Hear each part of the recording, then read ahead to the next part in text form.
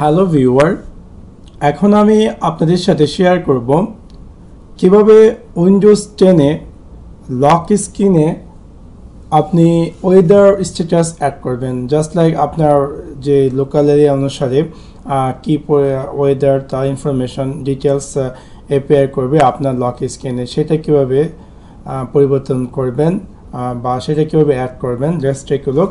প্রথমত আপনি স্টার্ট মেনুতে যাওয়ার পর আপনি সেটিংয়ে যান। সেটিংয়ে যাওয়ার পর এখান থেকে personalisation background lock screen colour simple এটা চুজ করুন।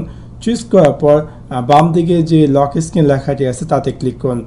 বাই ডিফল্ট এটা দেওয়া থাকে, যেমন এখান থেকে choice and apps to show details status.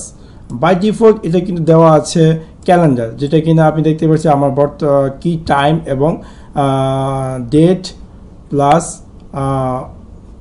আজকে কী বার, এই ইনফরমেশনটা দেওয়া আছে।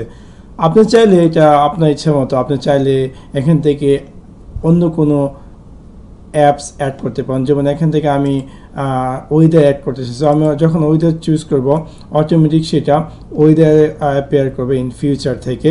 এবং এভাবে আমি চাইলে আমার যে লক স্ক্রিনে যে স্ট্যাটাসটি আছে সেটা আমি পরিবর্তন করে আমার যে ওয়েদারটা অ্যাড করতে পারি, অথবা তাছাড়া আমি যদি চাই অন্য কোনো কিছু অ্যাড করার জন্য সেটাও আমি করতে পারি।